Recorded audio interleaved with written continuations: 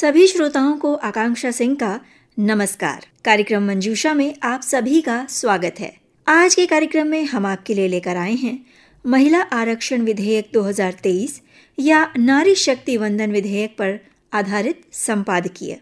साथ ही श्री राजेश लाल की लिखी कहानी आप सुनेंगे और काव्य पाठ प्रस्तुत करेंगी ऋतु दीक्षित। तो सबसे पहले संपादकीय। श्रोताओं, नारी शक्ति वंदन विधेयक या महिला आरक्षण विधेयक संसद द्वारा पारित किया जा चुका है। इस अधिनियम का लक्ष्य संसद और राज्य विधान मंडलों में महिलाओं के लिए कुल सीटों में से 1/3 सीटों को आरक्षित करना है। अगर हम बात करें महिला आरक्षण विधेयक की आवश्यकता क्यों है, तो ये कह सकते हैं कि महिला आरक्षण बिल यह सुनिश्चित करेगा कि संसद में आधी आबादी का पर्याप्त प्रतिनिधित्व हो। राजनीतिक क्षेत्र में महिलाओं की भागीदारी से ये सुनिश्चित होगा कि वे महिलाओं के मुद्दों के प्रति ग्रहणशील हों, सशक्त हों और रोल मॉडल बने। महिला आरक्षण विधेयक द्वारा किए गए संवैधानिक परिवर्तन की जो मुख्य बातें हैं, उसके अनुसार विधेयक में अनुच्छेद 330A को सम्मिलित किया गया है, जो अनुसूचित जातियों और अनुसूचित जनजातियों के लिए लोकसभा में सीटों के आरक्षण पर अनुच्छेद 330 के प्रावधानों से प्रेरित है। अनुच्छेद 332A महिला आरक्षण विधेयक द्वारा प्रस्तुत किए गए इस अनुच्छेद में प्रत्येक राज्य विधानसभा में महिलाओं के लिए सीटें आरक्षित करने की आवश्यकता है। वहीं अनुच्छेद 239AA में संशोधन से विधेयक में यह जोड़ा गया है कि संसद द्वारा बनाया गया कानून अनुच्छेद 239AA 2B दिल्ली राष्ट्रीय राजधानी क्षेत्र पर लागू होगा।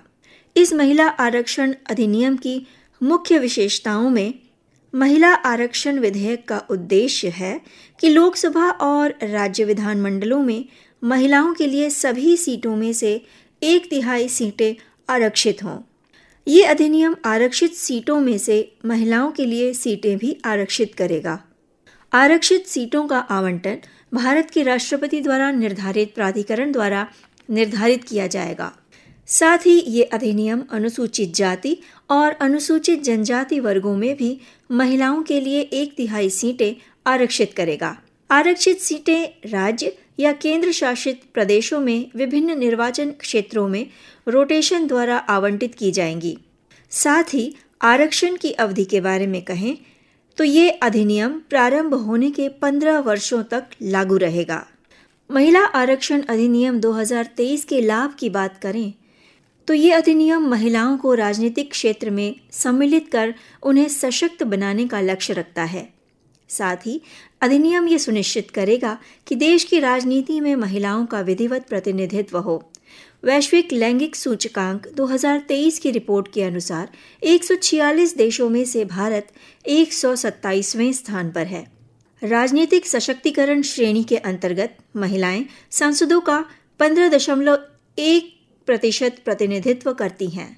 पंचायतों में मौजूदा आरक्षण प्रणाली से सकारात्मक परिणाम प्रदर्शित हुए हैं, जो राष्ट्रीय स्तर पर इसी पैटर्न को दोहराने की आवश्यकता की ओर इंगित करते हैं। ये एक विश्वास है कि महिलाओं से संबंधित मुद्दों के प्रति अधिक ग्रहणशील और संवेदनशील होती हैं।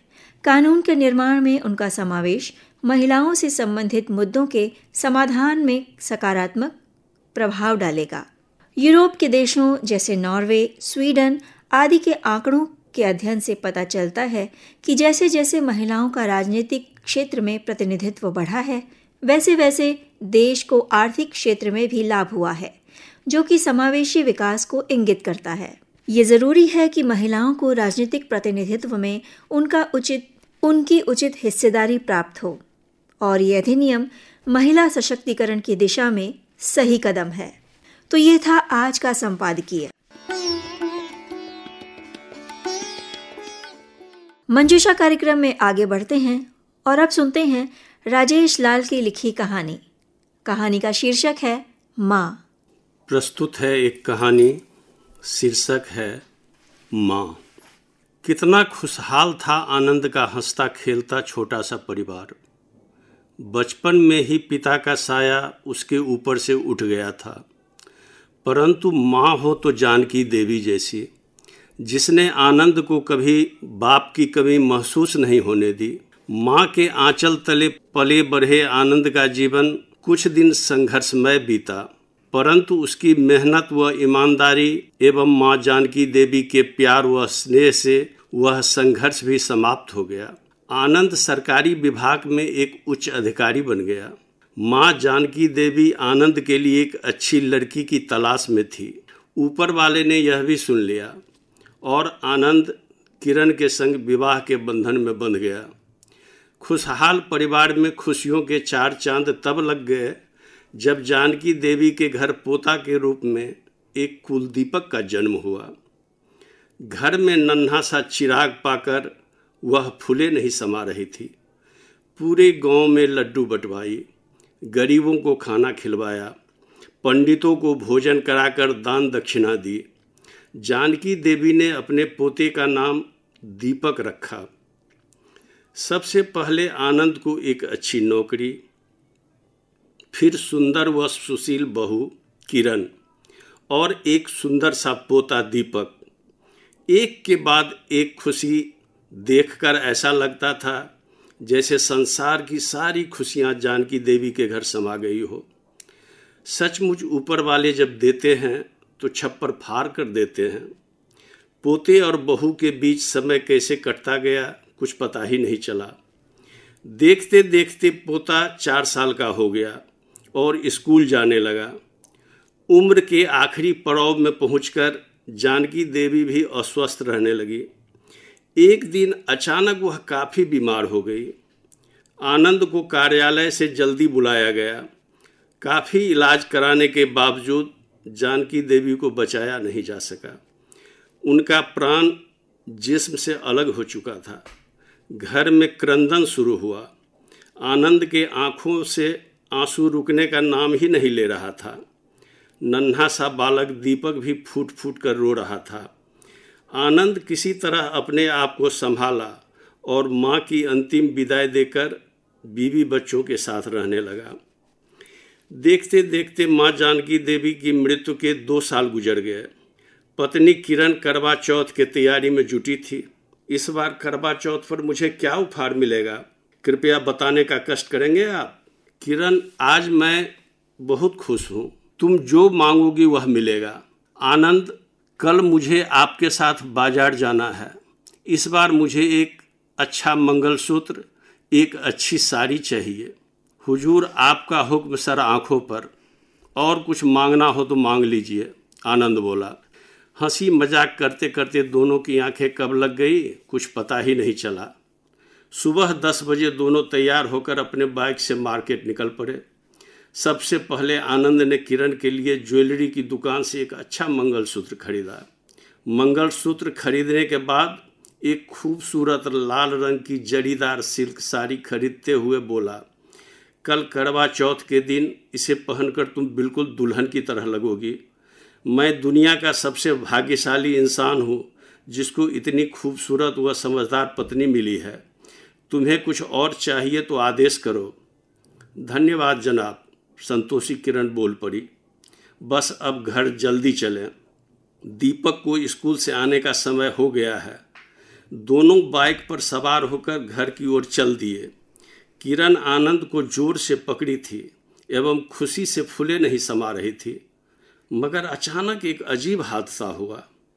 एक तेज रफ्तार से आ रही बस बाइक से टकरा गई।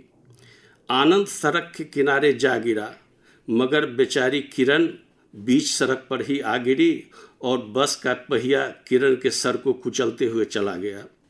इस दर्दनाक हादसे से किरण ने उसी क्षण बीच सड़क पर ही दम तोड़ दी। ऊपर वाले को शायद एक साथ इतनी सारी खुशियां देखी नहीं गई। देखते ही देखते क्षण भर में ही एक हंसता खेलता परिवार उजड़ गया।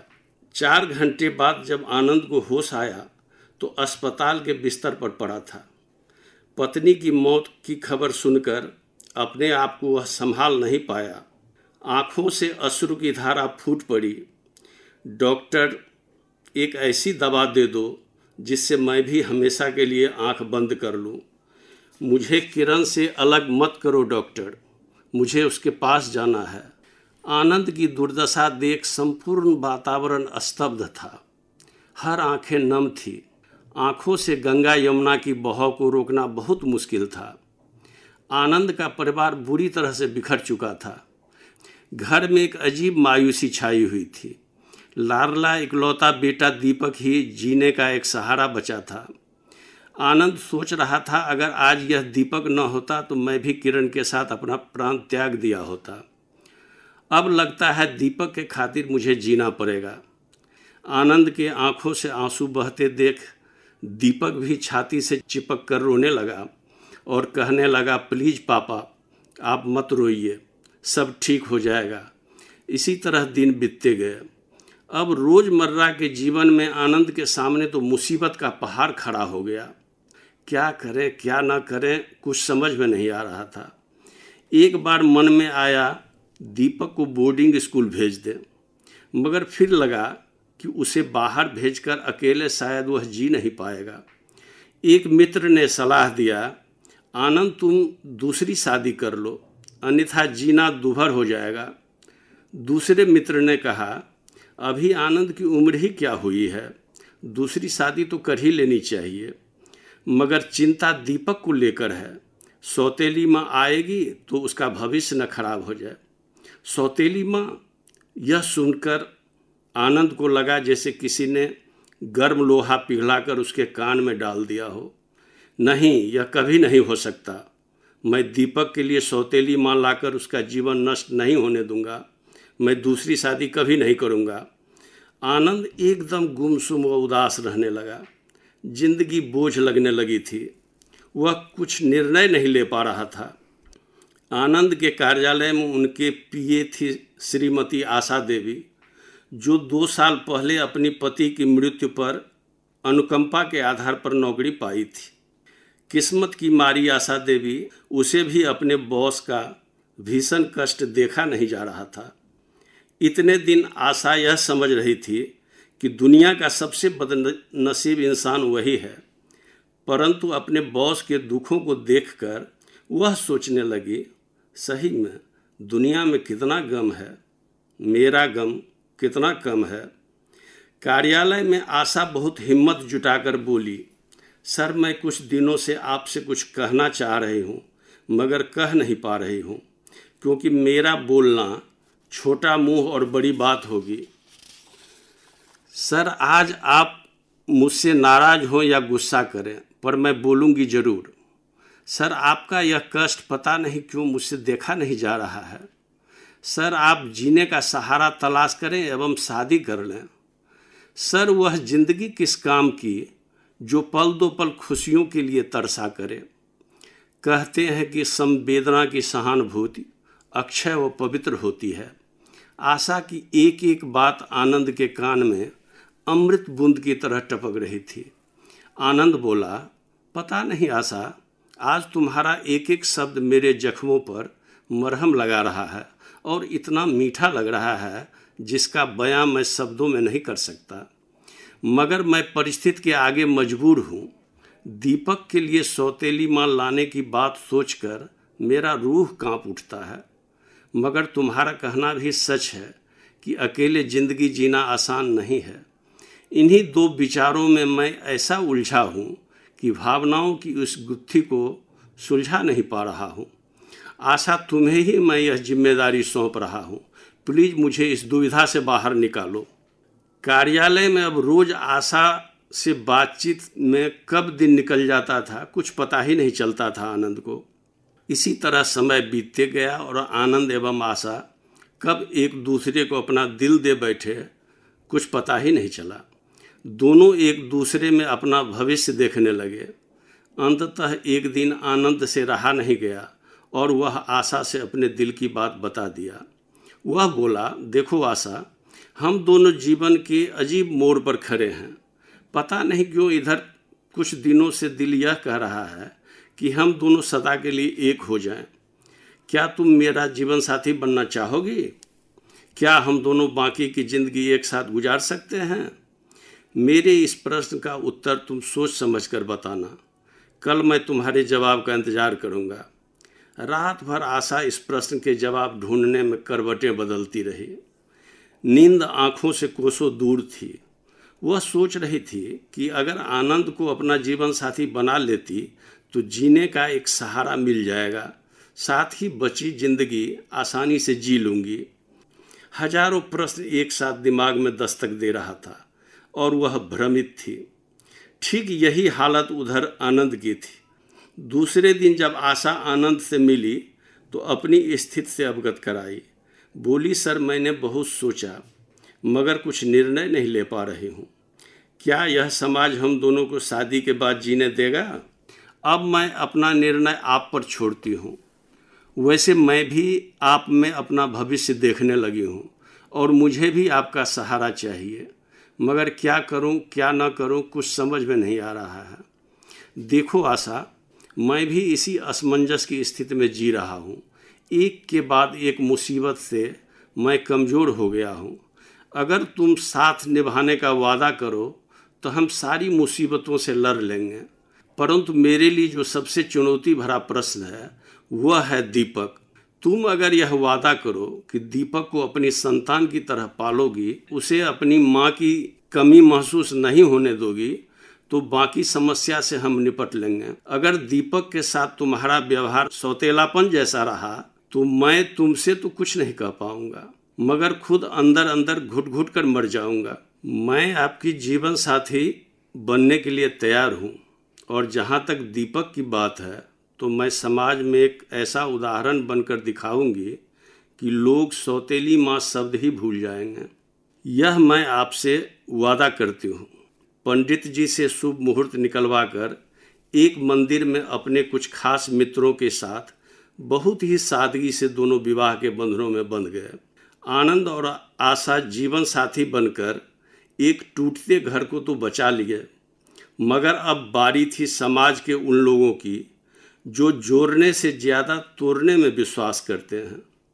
दोनों की शादी की बातें समाज में आग की तरह फैली। तरह तरह के व्यंग्यवान चलने लगे। सीधी सी बात समझ लीजिए, अच्छे लोग अच्छी बातें, गंदे लोग गंदी बातें। आशा के दिमाग में कई बार यह विचार आया कि अपने कोख से एक बच्चे का जन्म दे। एक दिन वह सोचने लगी कि आनंद से वह अपनी इच्छा बताए। कुछ दिनों से उसके अंदर माँ बनने की इच्छा हिलोर मार रही थी। वह इस उधेड़ बुन में पड़ी थी कि आनंद को अपनी इच्छा के बारे में बताए या न बताए, कहीं आनंद के ऊपर इसका उल्टा असर न पड़े। अचानक जैसे सोई हुई आशा जाग उठी। वह प्रतिज्ञाबद्ध हो गई कि माँ बनने का विचार कभी मन में नहीं लाऊंगी। मेरे पास तो दीपक के रूप में संतान ऊपर वाले ने पहले से ही दे रखा है। वक्त बीतने के साथ साथ धीरे धीरे सब सामान्य हो गया।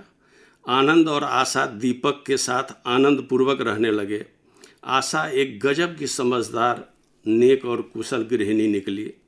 अपना भरपूर प्यार आनंद और दीपक को देकर घर की मायूसी समाप्त कर दी। दीपक भी उसके प्यार से इतना खुश था कि उसे अपनी माँ समझने लगा। किरण की कमी को आशा इतनी जल्दी पूरा कर देगी, यह सोचकर अचंभित था आनंद। धीरे धीरे समाज का मुंह बंद हो गया। आशा के गुणों की चर्चा पूरे समाज में होने लगी। समाज के हर जरूरतमंद लोगों को आशा देवी तन मन व धन से ऐसे मदद करती थी कि सब लोग प्रशंसा किए बगैर रह नहीं पाए। दीपक की पढ़ाई लिखाई, प्यार व स्नेह देखकर समाज के लोगों को अपनी आंखों पर विश्वास नहीं हो रहा था। दीपक के फलते फूलते चहकते जीवन को देखकर सब कहने लगे, यह आशा के प्यार व स्नेह का नतीजा है। कौन कहेगा कि ये अपनी माँ नहीं बल्कि सौतेली माँ है। दीपक आशा के प्यार व स्नेह को पाकर क्लास में अव्वल आने लगा। आनंद यह सब देखकर काफ़ी रोमांचित और खुश था। वह बोला, देखो आशा, मैं तुम्हें कैसे शुक्रिया अदा करूं? मेरे पास तारीफ के शब्द नहीं हैं। उनकी आंखों से अचानक 2 बूंद आंसू टपक पड़ा। आशा बोली, मुझे सिर्फ आपका प्यार चाहिए और कुछ नहीं। आनंद बोला, आशा अच्छी है, यह तो मुझे जीवन साथी बनाने से पहले समझ में आ गया था, परंतु वह इतनी अच्छी है यह समझ नहीं पाया मैं। आशा, मैं जहाँ जाता हूँ तुम्हारी गुणों की चर्चा सुनकर सिर ऊंचा एवं सीना चौड़ा हो जाता है। दीपक को तुम इतना प्यार से पाल पोस रही हो कि पूरा समाज दंग है। सब यही कहता है कि यह सौतेली माँ नहीं हो सकती। सब एक दूसरे से यही कहते फिर रहे हैं कि देखो एक माँ ऐसी भी होती है। यह कहते ही आनंद के दोनों आंखें भर आए और आशा भी अत्यंत भावुक होकर आनंद से लिपट गई। आनंद का भरपूर प्यार पाकर आशा भी फूले नहीं समा रही थी और इस प्रकार एक हंसता खेलता परिवार उजड़ने से फिर बच गया। कार्यक्रम मंजूषा में अभी आप सुन रहे थे राजेश लाल की लिखी कहानी माँ। और अब कार्यक्रम मंजूषा को आगे बढ़ाते हुए आपको सुनवाते हैं ऋतु दीक्षित का काव्य पाठ। मेरी माँ। पूछा मुझसे जिंदगी ने पास तेरे क्या है, हंस कर मैंने यही कहा पास मेरे माँ है। सुन जिंदगी सुन, सुन जिंदगी सुन, तू तो है रे तीला सागर, माँ मेरी है प्रेम की गागर। वो तो है बर गद की छाया, करती काली रात को करती उजागर। पूनम की है वो चांदनी, शीतलता है उसमें सारी, जिसके तेज से चमके सूरज ऐसी है माँ हमारी। क्या ढूंढूं मैं भगवान को, क्या ढूंढूं मैं भगवान को, चारों धाम जिसके पना है। पूछा मुझसे जिंदगी ने पास तेरे क्या है। सुन जिंदगी सुन, सुन जिंदगी सुन, क्या ऊंचाई उसकी माँ पे, क्या नापे उसकी गहराई। नहीं कोई पैमाना उसका नाप सके जो पाई पाई। आ मिल ले तू मेरी माँ से, सुंदर सुखद पूर्ण जहाँ से। लेगी जब तुझे आंचल में वो, भूल जाएगा जाना वहाँ से। नाप सके ना कोई जिसे, नाप सके ना कोई जिसे, ऐसी वो आसमां है। पूछा मुझसे जिंदगी ने पास तेरे क्या है, हंस कर मैंने यही कहा पास मेरे माँ है। अब मेरी दूसरी रचना। पिलाया दूध जिसने तुझको, पिलाया दूध जिसने तुझको, उससे तुम क्यों दूर हो गए। खता उसकी थी क्या बता, खता उसकी थी क्या बता, छोड़ने पर जो मजबूर हो गए। मांगा होगा उसने तुझे मन्नतों में, मांगा होगा उसने तुझे मन्नतों में, पाके सुख पाया होगा जो पाते हैं जन्नतों में। ऐसा तूने क्या पा लिया, ऐसा तूने क्या पा लिया, जिससे तुम मगरूर हो गए। खता उसकी थी क्या बता, जो छोड़ने पे तुम मजबूर हो गए। करो ना तुम हिसाब किताब, करो ना तुम हिसाब किताब, ना खेलो उसके जज्बातों से। तुझे देती होगी आंचल की ठंडक, तुझे देती होगी आंचल की ठंडक, खुद ना सोई होगी कई रातों से। खो के तूने हीरा, खो के तूने हीरा, क्या सोचते हो तुम नूर हो गए। खता उसकी थी क्या बता, जो छोड़ने पे मजबूर हो गए। क्यों तड़पाते हो तुम उसे रोटी को, क्यों तड़पाते हो तुम उसे रोटी को, क्यों गला रहे हो तुम उसकी बोटी को। तराश के जिसने तुझको हीरा बनाया, तराश के जिसने तुझको हीरा बनाया।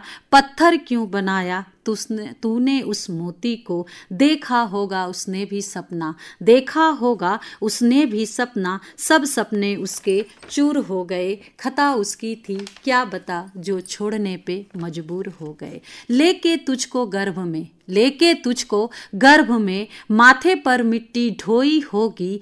पोछ पसीना आंचल से, भूखे पेट वो सोई होगी। ममता की माटी से, ममता की माटी से गढ़ा होगा तुझको।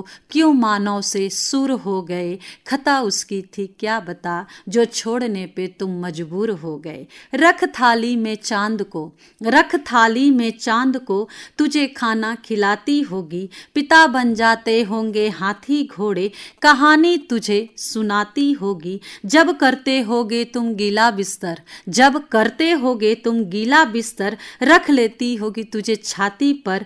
थपकी देते तुझे सुलाती, थपकी दे के तुझे सुलाती। खुद सो जाती होगी वो उस पर। क्या चुका पाओगे कर्ज तुम, क्या चुका पाओगे कर्ज तुम। क्यों फूल से तुम शूल हो गए। खता उसकी थी क्या बता, जो छोड़ने पे तुम मजबूर हो गए, जो छोड़ने पे तुम मजबूर हो गए। ऋतु दीक्षित के इस काव्य पाठ के साथ ही कार्यक्रम मंजूषा को आज यहीं समेटेंगे। चलते चलते आपको बता दें कि इस कार्यक्रम के प्रस्तुतकर्ता अशोक गुप्ता।